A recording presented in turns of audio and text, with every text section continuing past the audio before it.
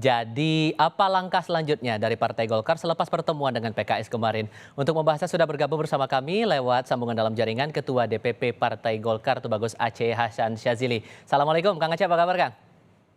Waalaikumsalam warahmatullahi wabarakatuh. Kabar Terima kasih baik, sudah bergabung bersama kami ya, Kang ya. ya. Ini pantunnya nggak berbalas nih, Kang, dari Partai Golkar. Jadi pinangan PKS fix ditolak nih. Iya, ya tentu tidak ditolak ya kalau karena kita sendiri memang, memiliki, eee, sikap yang berbeda terkait dengan, koalisi yang dibangun oleh, eee kita dengan PKS ya. Nah, Golkar sendiri kan memang sudah memiliki koalisi yang ajak. Kita sudah memiliki koalisi Indonesia Bersatu yang terdiri atas Golkar, PAN, dan P3.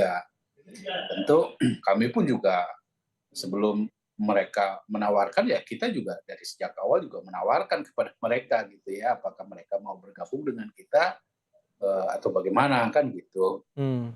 Nah, jadi dan Golkar sendiri secara partai politik kita telah memiliki keputusan yang jelas bahwa kita memiliki calon presiden yaitu Bapak Erlangga Hartarto untuk tahun 2024 dan untuk menjadikan Pak Erlangga sebagai calon presiden ini kan kita membangun koalisi bersama dengan dua partai politik lainnya yaitu PAN dan P3 gitu. Nah, Hmm. ketika kemarin PKS bersilaturahmi ke kantor kami, tentu kami menyambutnya dengan baik ya, untuk bertukar pikiran, bersilaturahmi, membahas tentang beberapa agenda-agenda penting menghadapi pemilu. Walaupun tentu kita masing-masing sudah punya sikap politik yang jelas, tetapi ada beberapa isu politik yang kita sama ya. Hmm. Jadi walaupun misalnya soal koalisi kita saat ini masih berbeda gitu dan mudah-mudahan nanti ke depan bisa sama gitu. PKS mau bergabung dengan koalisi Indonesia Bersatu kan malah lebih bagus gitu ya. Oke, jadi kalau Eh, ajakan balik dari Golkar ke PKS itu terbuka atau tidak? Kalau terbuka, syaratnya apa? Iya terbuka dan tentu pertama tentu syarat utamanya adalah memiliki kesamaan gagasan dan platform perjuangan. Itu yang pertama gitu Hmm. ya. Kenapa? Karena kan KIB ini dari sejak awal dibangun pertama kali berdasarkan atas gagasan. Karena kita ingin mengedepankan politik gagasan, bukan hanya semata-mata nanti bicara soal figur. Kalau figur akan kita bicarakan pada waktunya, Hmm. tetapi hal yang harus disamakan terlebih dahulu oleh kita adalah soal gagasan apa yang mau kita sama-sama usung bersama. Koalisi Indonesia Bersatu jelas ya kemarin disampaikan oleh Pak Ketua Umum Pak Erlangga Hartarto di dalam silaturahmi dengan PKS bahwa kita ini merupakan partai ya merupakan koalisi yang ingin ya Hmm. pertama ya bagaimana kita melakukan transformasi ekonomi ya. Nah, transformasi ekonomi itu salah satunya adalah melanjutkan apa yang menjadi keberhasilan prestasi dari pemerintahan Presiden Jokowi, Oke. ya kan? Yang kedua, kita menginginkan agar bangsa ini mampu memanfaatkan bonus demografi sehingga kita betul-betul bisa menjadi negara maju. Yang Hmm. ketiga tentu kita ingin menghilangkan politik identitas Oke. dalam konteks politik Indonesia ke depan. Nah itu gagasan yang kita sampaikan kepada PKS pun salah satunya adalah bahwa karena kita mengedepankan ide maka kita harus betul-betul bicara Indonesia adalah bicara tentang bagaimana membangun pilar kebangsaan yang kokoh. Oke, opsi menggabungkan KIB dan Koalisi Perubahan itu juga masih mungkin untuk terjadi atau tidak menurut Anda? Karena kan Anda bilang ajakan balik itu terbuka. Kalau untuk ajakan gabungkan koalisi dua ini gimana?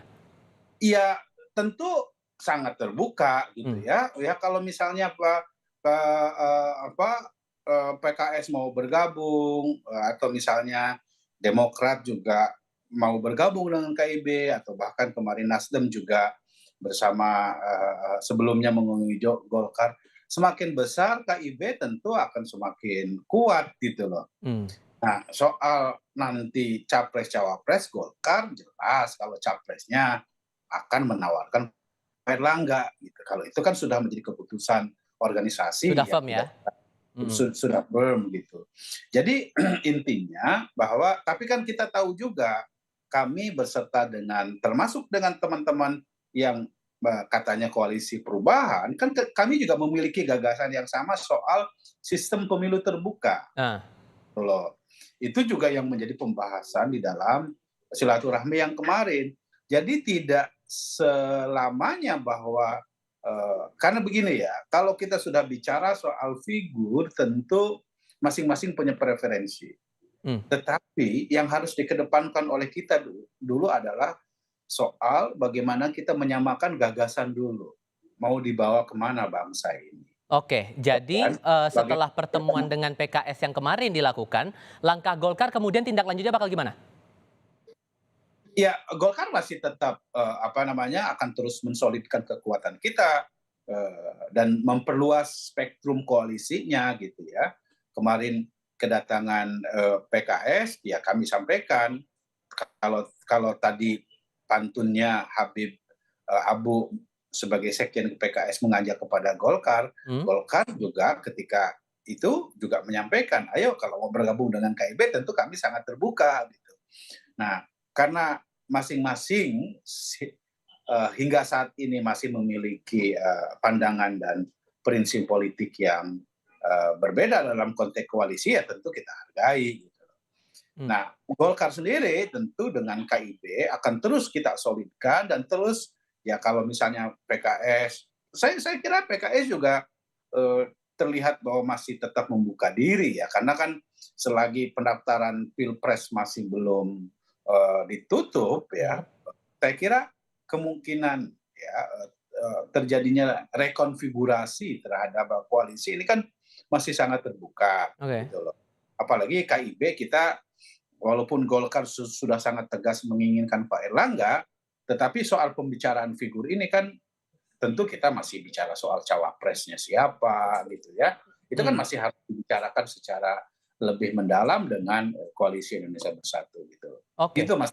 Oke, terkait dengan isi pertemuan, saya harus tegaskan lagi nih Kang soal ini. Karena yang Ya, saya tangkap tadi kan pertemuannya masalah tawar-menawar soal figur yang akan dicalonkan di pemilu atau di Pilpres 2024. Apakah sebatas itu isi pertemuannya atau ada hal lain juga yang diangkat? enggak juga, Mmm, bahkan menurut saya soal bicara soal figur enggak ada di dalam pertemuan itu, karena kan masing-masing sudah memiliki posisi yang mhm, jelas gitu ya. Yang justru kita tegaskan di dalam menjadi pembahasan di dalam pertemuan kemarin adalah kita menyampaikan pandangannya masing-masing terkait dengan misalnya bagaimana meningkatkan kualitas demokrasi kita ya. Dan pada titik itulah kita menyepakati secara mhm, bersama-sama bahwa kita ingin pemilu tetap dilaksanakan pada tahun 2024 ya. Yang kedua, bahwa kualitas demokrasi kita ini harus tetap dijaga. mmm, Caranya tentu salah satunya adalah dengan sistem pemilu terbuka. oke, Itu PKS dengan Golkar memiliki kesamaan pandangan terkait dengan sistem pemilu.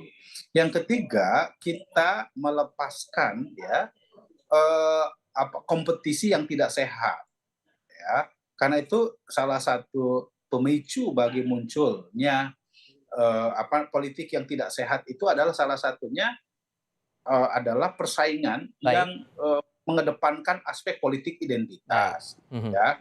Dan kita harus mengedepankan kebangsaan. baik, Nah, pada titik itulah Golkar juga menawarkan kepada PKS, ayo kita sama-sama mhm, membangun kerukunan, kedamaian, mhm, persatuan di dalam konteks baik. bagaimana kita membangun kebangsaan ini. Gitu. Baik, baik. Terima kasih banyak untuk, perspektif yang Nah, sudah Anda bagikan bersama kami kali ini di Kompas TV, Kang Aceh Hasan Sajili. Sehat ya, selalu untuk Anda ya, Kang.